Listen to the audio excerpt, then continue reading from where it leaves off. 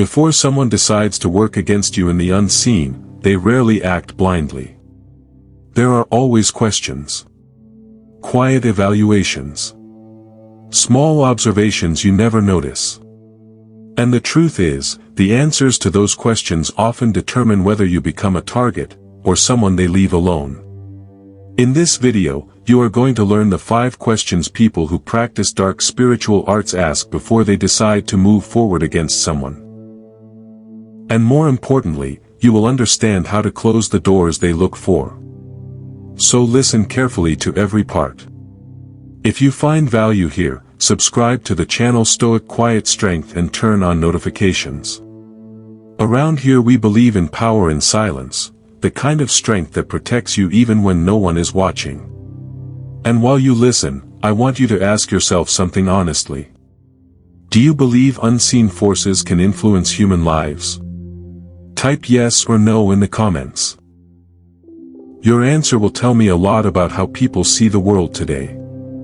Now let's begin. The first question they ask before doing anything is simple. Does this person have spiritual protection? Think about a thief walking down a street at night. 2 houses stand side by side. One has bright lights, security cameras, maybe even a dog barking inside. The other house is dark, quiet, and looks empty. Which house do you think the thief will choose? Human nature always looks for the easiest path. The same principle applies here.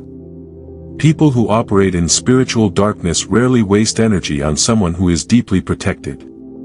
They look for signs, patterns, habits, signals that tell them whether a person is spiritually guarded or spiritually exposed. They watch how you live.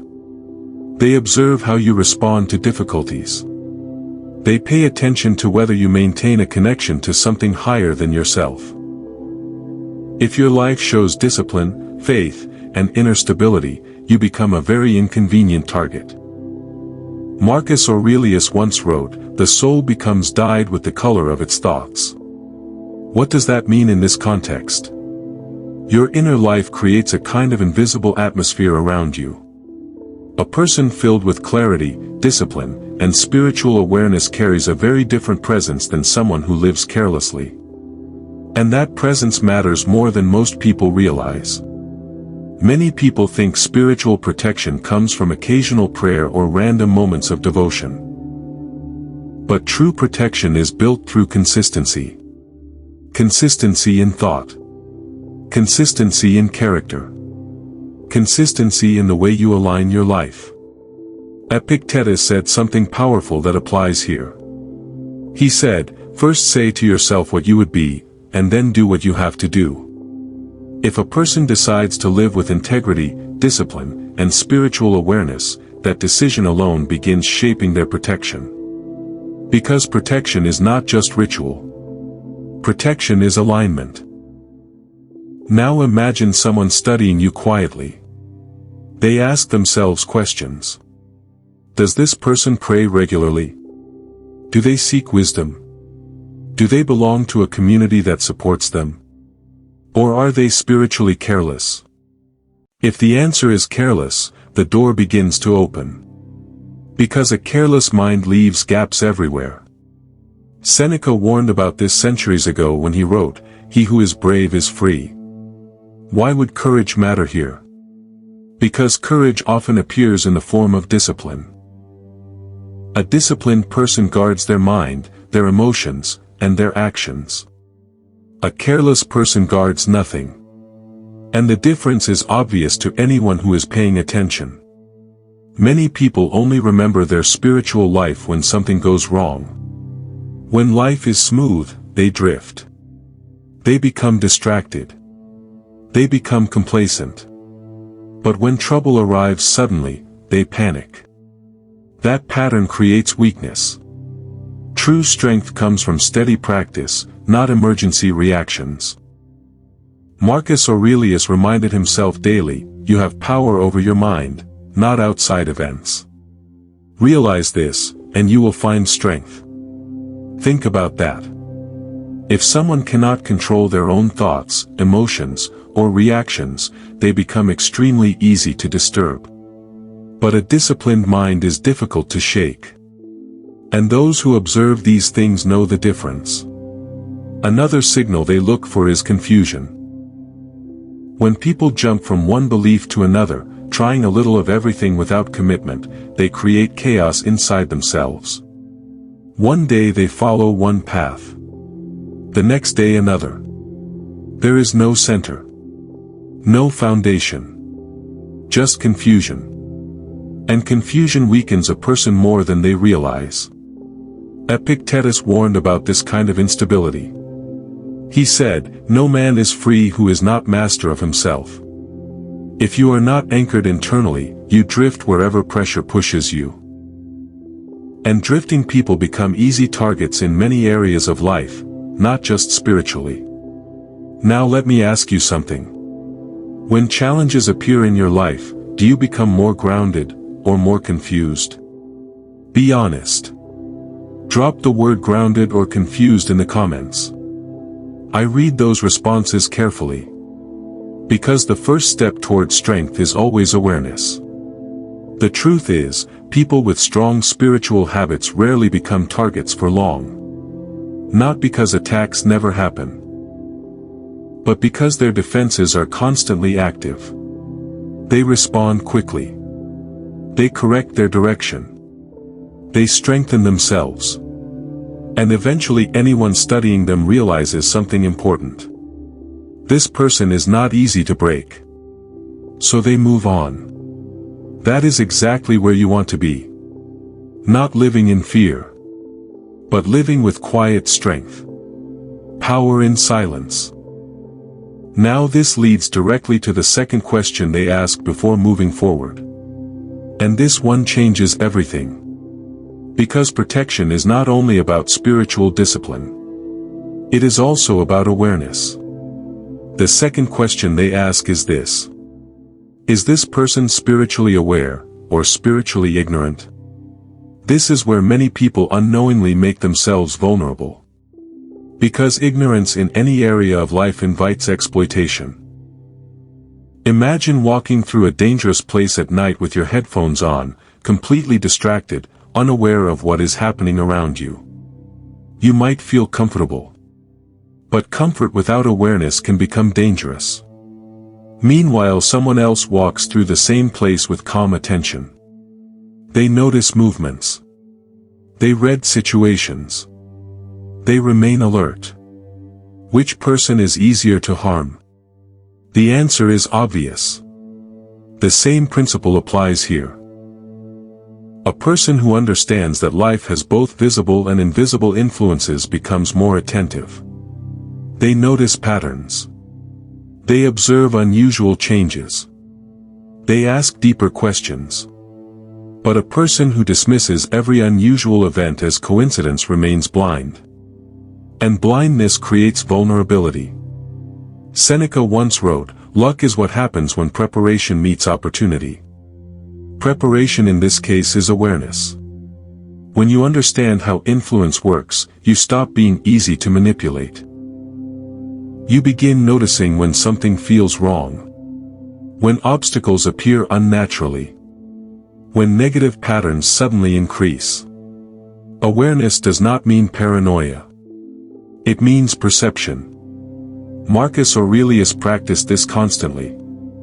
He trained himself to observe both his inner world and outer events with calm clarity.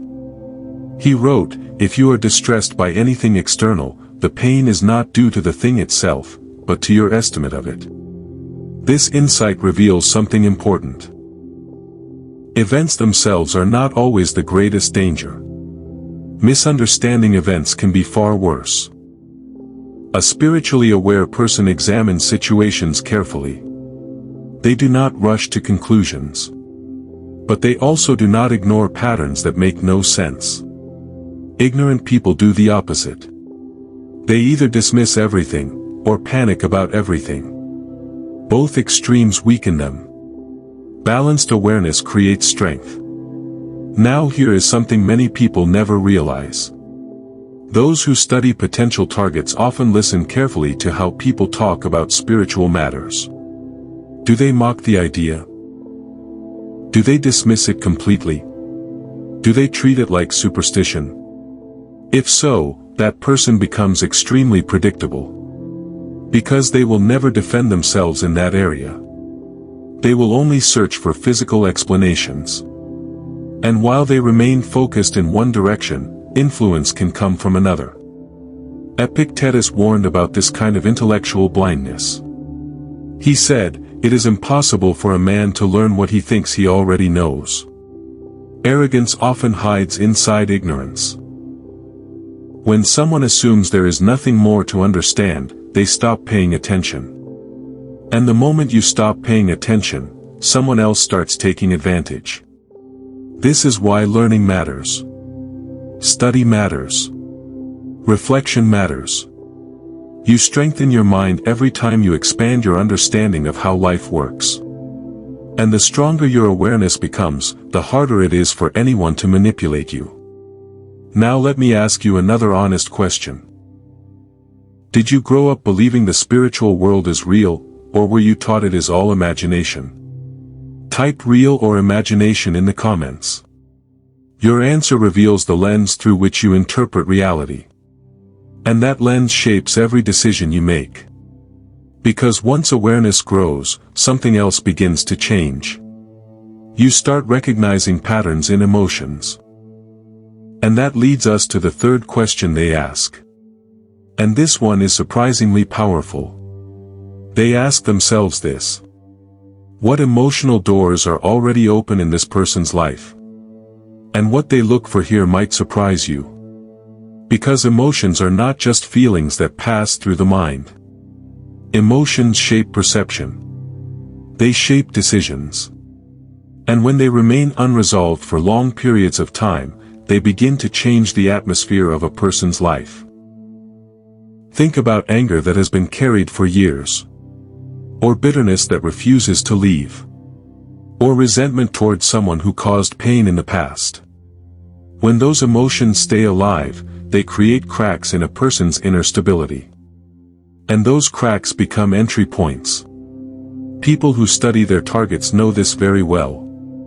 They are not just looking at your habits or your beliefs. They are watching your reactions.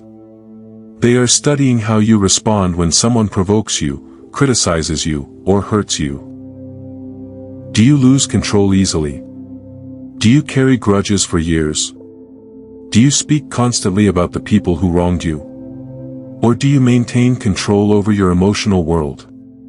Marcus Aurelius struggled with these questions himself. As a Roman emperor, he dealt with betrayal, criticism, and conflict almost daily. Yet he constantly reminded himself of something important.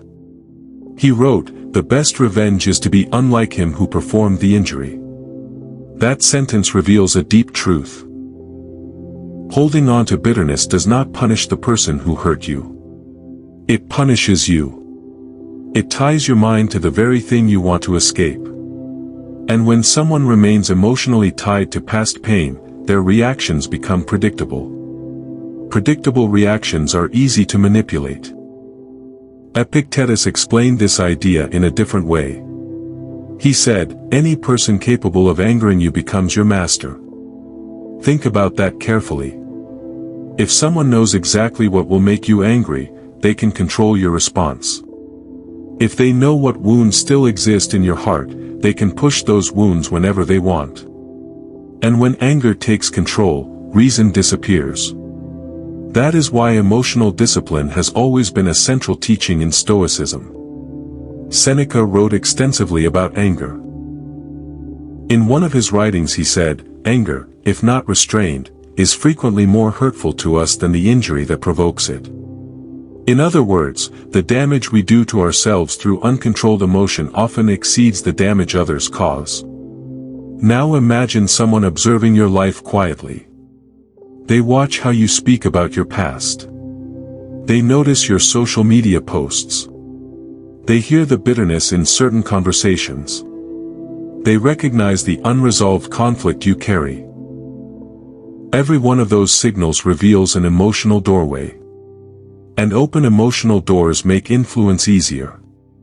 Because people rarely need to create new emotions in you. They simply amplify what is already there. If anger already lives in your heart, it only needs a small push to grow larger. If resentment already exists, it only needs a small reminder to explode. And when emotions explode, people make decisions that damage their own lives. Marcus Aurelius trained himself daily to avoid that trap. He reminded himself of a simple principle. He wrote, "You always own the option of having no opinion." What does that mean? It means not every event deserves an emotional reaction. Not every insult deserves a response. Not every disagreement deserves anger. When you learn to pause before reacting, you protect your peace. And peace creates strength. Many people misunderstand forgiveness. They think forgiveness means pretending something did not hurt. Or pretending injustice never happened. But that is not what forgiveness means. Forgiveness means refusing to remain chained to the past. It means deciding that the pain will not control your future. Epictetus would often teach his students that external events cannot harm the inner self unless we allow them to. He said, "It's not what happens to you, but how you react to it that matters." That statement applies here perfectly. Because emotional reactions reveal the condition of the inner world. And the inner world determines whether someone becomes stable or unstable. Now let me ask you something honestly. Is there someone from your past you still struggle to forgive? You do not need to explain the story. Just type yes or no in the comments. Your answer is not for me. It is for you. Because recognizing emotional wounds is the first step toward closing those doors. The truth is, emotional healing is not weakness. It is protection. When you release bitterness, you remove the hooks that others can pull. When you release anger, you regain control over your reactions. When you release resentment, you strengthen your mind.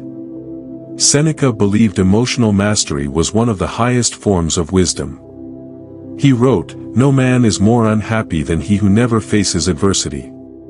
Why would adversity matter here? Because adversity reveals the hidden emotions inside us. It shows where we are strong. And where we still need growth.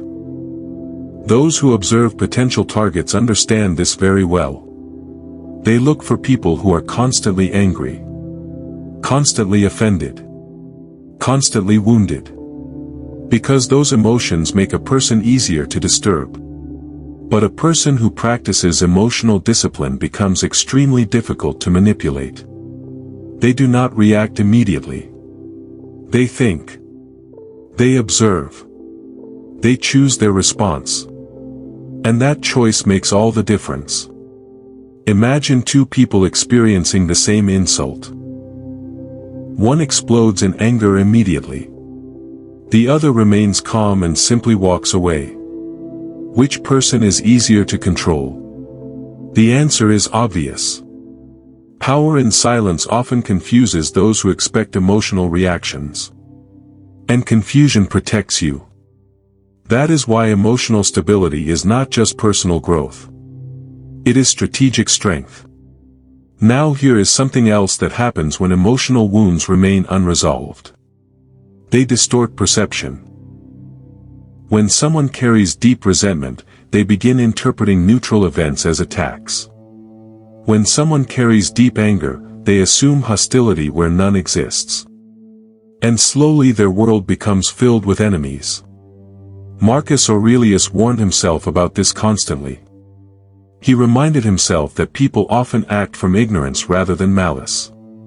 He wrote, "Whenever you are about to find fault with someone, ask yourself the following question.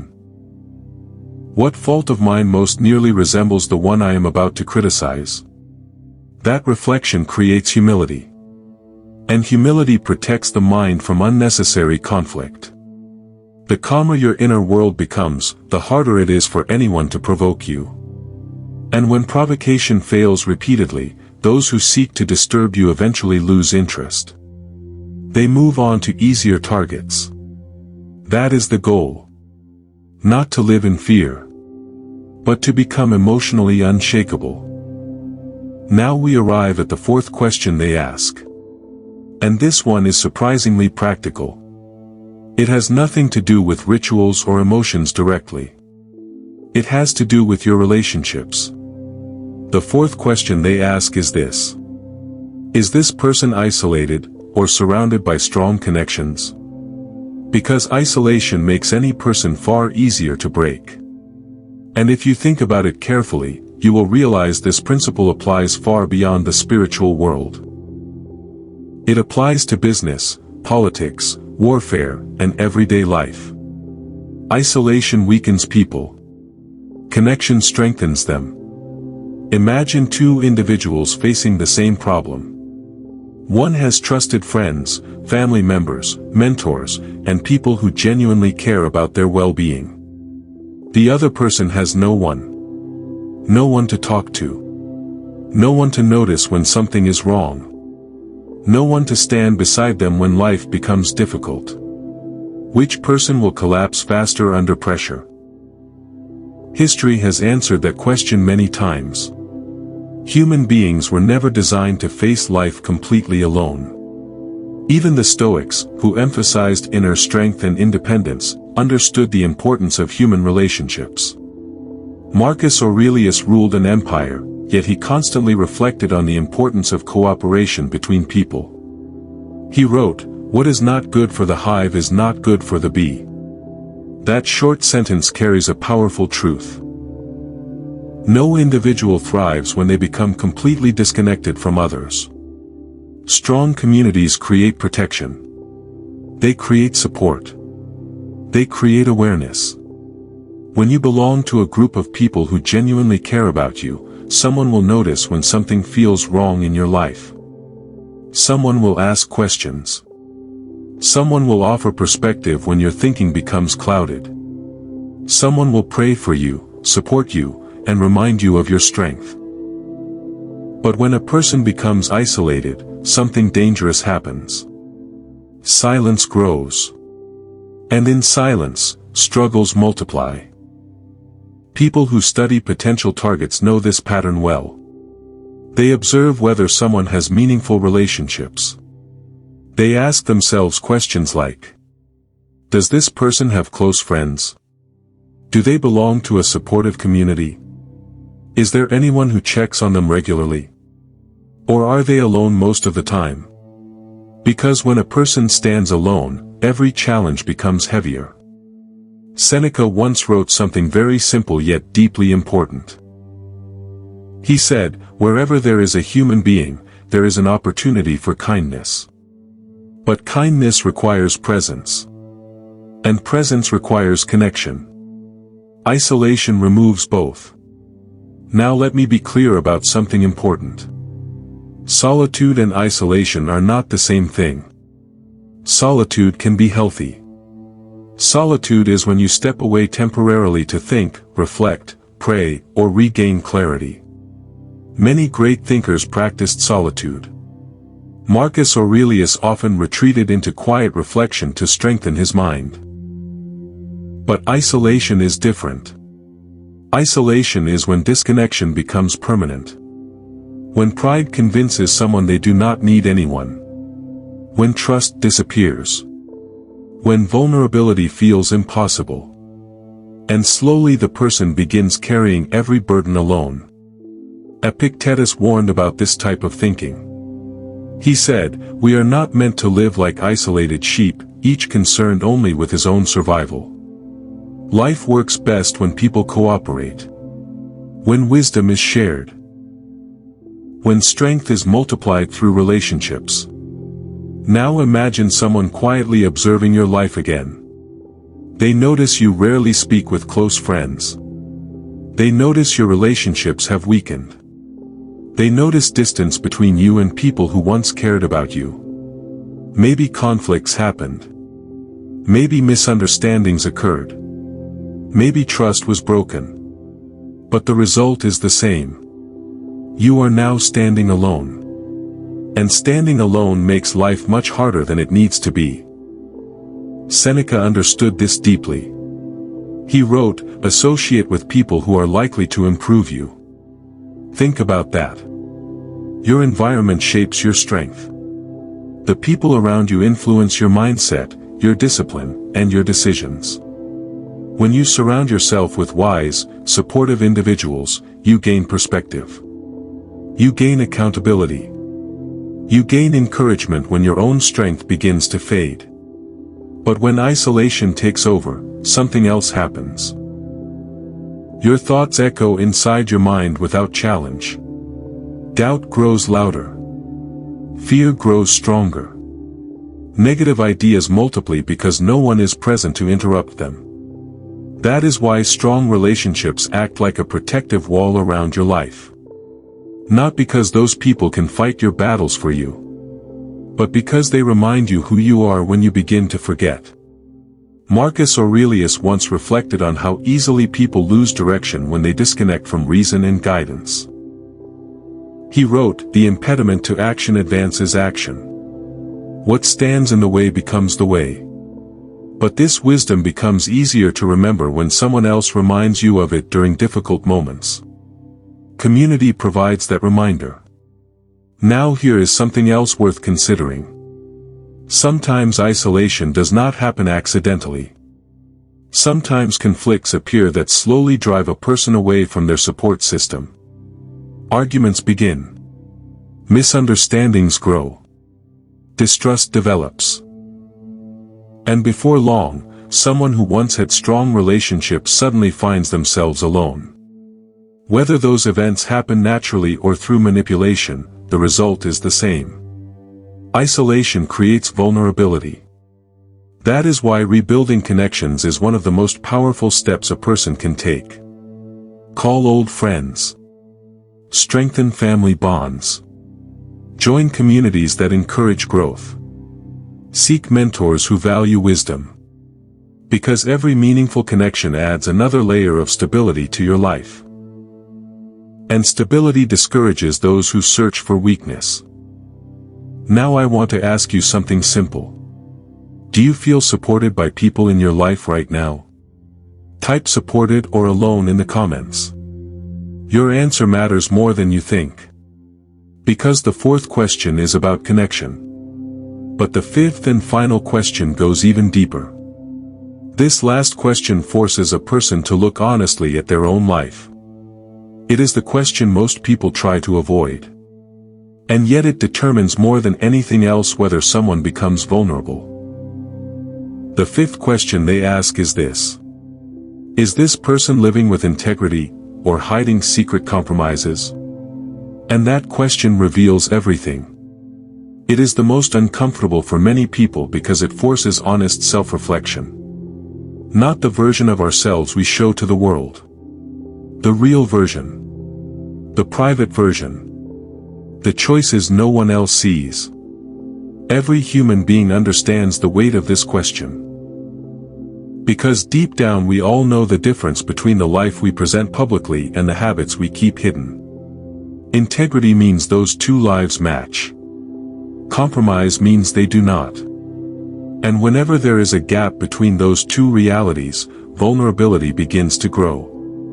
Marcus Aurelius constantly reminded himself to eliminate that gap.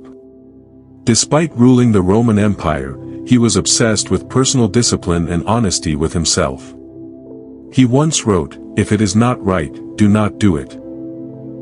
If it is not true, do not say it." That sounds simple. But living by that principle requires tremendous strength.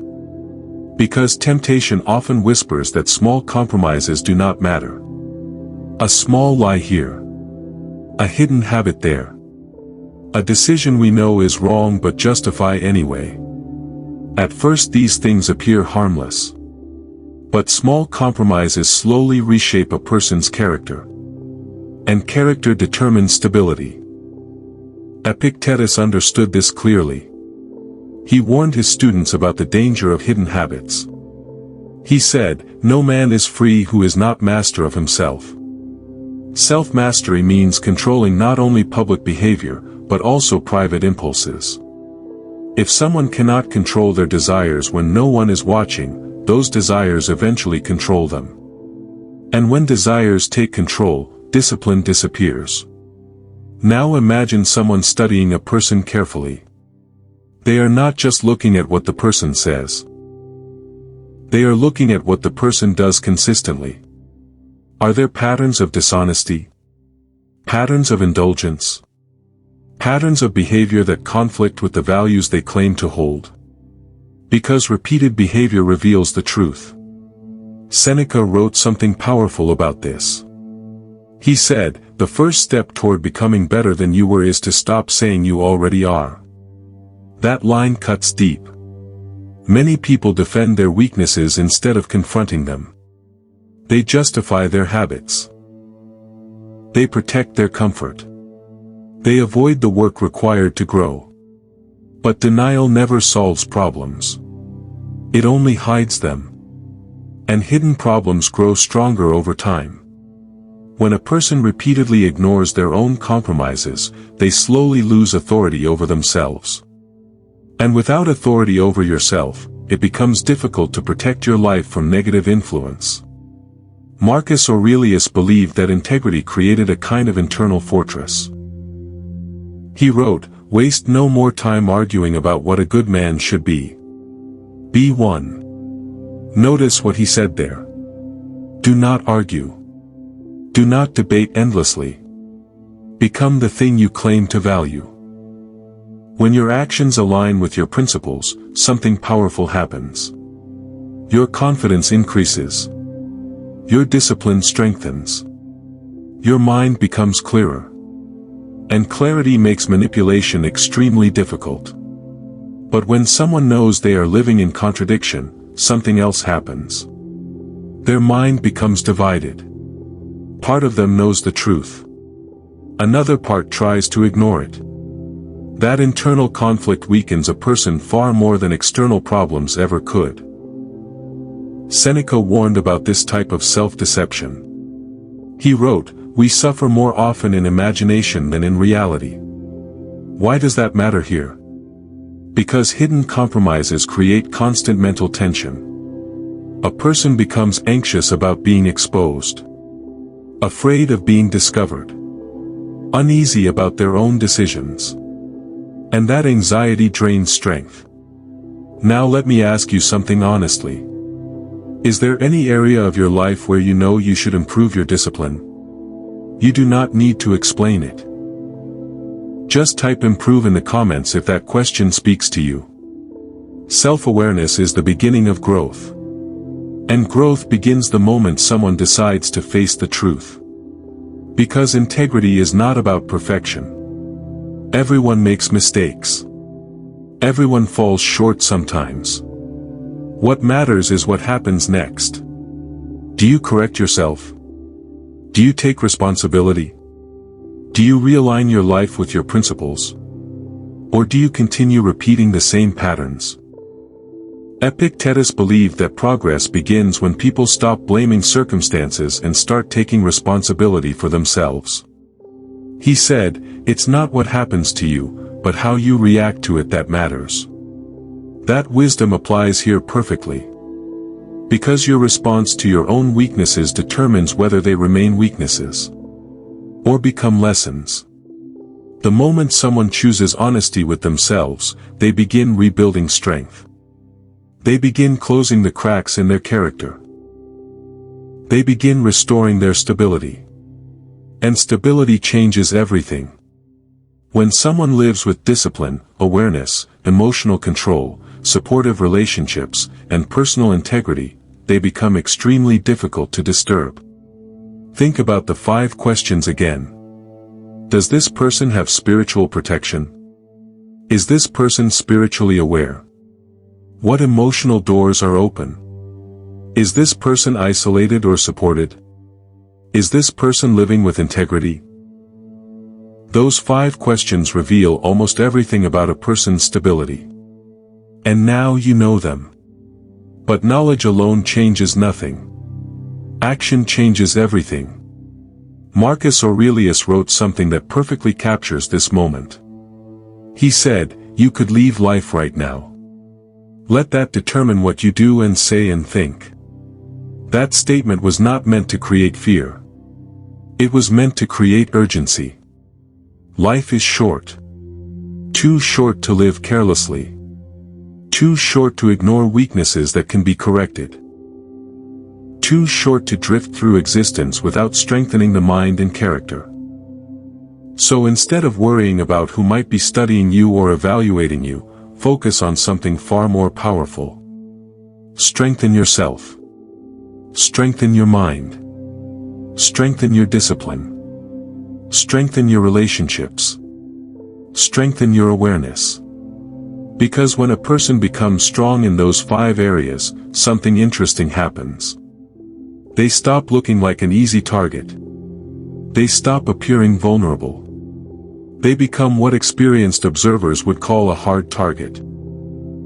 Someone who is too stable, too disciplined, and too aware to manipulate easily. And that kind of strength does not come from noise. It comes from quiet effort. Daily effort. The kind of effort most people never see. Power in silence. That is the philosophy of this channel. If this message resonated with you, subscribe to Stoic Quiet Strength and turn on notifications so you never miss the next lesson. Also tell me in the comments which of the 5 questions made you think the most. Was it the first? The second? The third? The fourth? Or the 5th? Your answer might help someone else who is reading through the comments right now. And before you leave, remember something Seneca once said that applies perfectly to everything we discussed today. He wrote, "Difficulties strengthen the mind, as labor does the body." Every challenge you face can either weaken you or sharpen you. The difference depends on how you respond. Choose growth. Choose discipline. Choose awareness.